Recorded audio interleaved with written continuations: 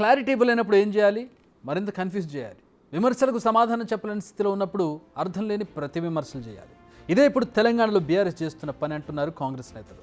గత ప్రభుత్వంలో చేయలేని రుణమాఫీ గురించి సమాధానం చెప్పలేరు, డబుల్ బెడ్రూమ్ ఇళ్ల పంపిణీ గురించి నోరు తెరవలేరు, అలాగని సైలెంట్గా ఉంటే అసలుకే మోసం వస్తుంది. అందుకే కొత్త పాట పాడుతున్నారు. ఏనాడూ మరిచి ఎన్నడూ పట్టించుకొని రైతన్న రాగం ఎత్తుకున్నారు. అసెంబ్లీ సాక్షిగా రుణమాఫీని పక్కకు పెట్టి బీఆర్ఎస్ డైవర్ట్ రాజకీయాలు స్టార్ట్ చేసిందని కాంగ్రెస్ ఆరోపిస్తోంది. అసెంబ్లీలో అధికార కాంగ్రెస్ విపక్ష బీఆర్ఎస్ మధ్య మాటల యుద్ధం ముదిరింది. ఈ గేమ్లో చిత్తైంది ఎవరు? రాజకీయ పార్టీలా లేక నేతల?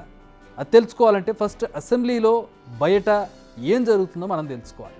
మంగళవారం రేవంత్ రెడ్డి సర్కార్ రైతుల రుణమాఫీ రెండో విడత నిధులు విడుదల చేసింది. దాదాపు 6.5 లక్షల మంది రైతుల ఖాతాల్లో నిధులు జమ అయ్యాయి. మొత్తం 2 విడతల్లో కలిసి దాదాపు 18 లక్షల మంది రైతులకు లబ్ధి చేకూరింది. తెలంగాణలో రైతులకు ఇది ఒక పెద్ద పండుగ అనే వాతావరణం ఏర్పడింది. దీంతో అధికార ప్రభుత్వం ఫుల్ హ్యాపీ. ఇంతవరకు బాగానే ఉంది. అయితే ఈ వ్యవహారాన్ని డైవర్ట్ చేసేందుకు బీఆర్ఎస్ కొత్త పాచిక వేసింది. కాంగ్రెస్ ఎమ్మెల్యేలతో వింత గేమ్ మొదలుపెట్టింది. రేవంత్ సర్కార్ రుణమాఫీ నిధులు విడుదల చేసిన అరగంటకే తన మార్క్ రాజకీయాలను మొదలుపెట్టింది బీఆర్ఎస్. గతంలో కారు దిగిన కాంగ్రెస్లోకి వెళ్ళిన ఎమ్మెల్యేలను అసెంబ్లీలోని తన ఛాంబర్కు రప్పించుకుంది బీఆర్ఎస్. నార్మల్గా అధికార విపక్ష ఎమ్మెల్యేలు కలిస్తే రాజకీయాల గురించి చర్చించుకోవడం సహజం. అక్కడ అదే జరిగింది. ఈ క్రమంలో ఆయా నేతలతో దిగిన ఫోటోలను బీఆర్ఎస్ నేతలు బయటకు వదిలారు. తమ పార్టీ నుంచి వెళ్లిన నేతలకు మళ్లీ పాతగూటికి వచ్చేస్తున్నారంటూ ఓ వార్తను సోషల్ మీడియా వేదికగా షేర్ చేశారు. దీంతో రైతుల టాపిక్ను టోటల్గా పక్కకు మూవ్ చేసేందుకు పెద్ద ప్లానే వేశారనే ఆరోపణలు వస్తున్నాయి. Car party first topic diversion Gadwal MLA బండ కృష్ణమోహన్ రెడ్డితోనే స్టార్ట్ చేసింది.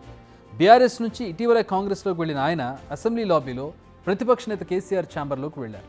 గులాబీ పార్టీ కార్యనిర్వాహక అధ్యక్షుడు కేటీఆర్తో సమావేశమై పలు అంశాలపై చర్చించారు. ఈ ఫోటోలు బయటకు వచ్చాయి. ఆయన బీఆర్ఎస్లోకి వస్తున్నారని న్యూస్ స్ప్రెడ్ చేశారు. అయితే దీనిపై కృష్ణమోహన్ నోరు మెదపలేదు, కానీ మిగతా వాళ్ళంతా దాన్ని రాజకీయం కోసం వాడుకుంటున్నారు. ఆయన ఒక్కరే కాదు, భద్రాచలం ఎమ్మెల్యే పరిస్థితి కూడా ఇదే. తాజాగా బీఆర్ఎస్ ఎల్పీ కార్యాలయానికి వెళ్లి బీఆర్ఎస్ ఎమ్మెల్యే వేముల ప్రశాంత్ రెడ్డితో ముచ్చటించారు. దాన్ని కూడా రాజకీయం కోసం వాడుకున్నారు. దీనిపై డైరెక్ట్గా భద్రాచలం ఎమ్మెల్యే తెల్ల వెంకట్రావు క్లారిటీ కూడా ఇచ్చారు.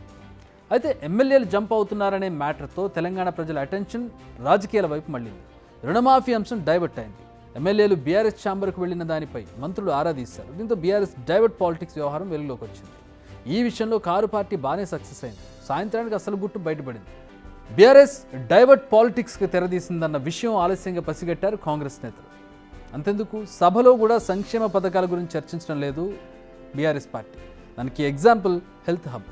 తాజాగా శంషాబాద్ సమీపంలోని ముచ్చర్ల గ్రామం వద్ద అంతర్జాతీయ స్థాయిలో హెల్త్ హబ్ నిర్మించాలని నిర్ణయించింది. ఈ విషయాన్ని సీఎం రేవంత్ రెడ్డి అసెంబ్లీలో ప్రకటించారు.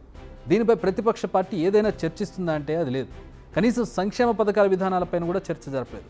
ఓవరాల్గా సభను ఓవైపు రాంగ్ ట్రాక్లోకి తీసుకెళ్లడమే ప్రయారిటీగా కారు దూసుకెళ్తోందనేది కాంగ్రెస్ వాదన. కానీ జనం తెలివైనడు. గత పాలకుల కన్నింగ్ బుద్ధిని తెలుసుకోలేరా?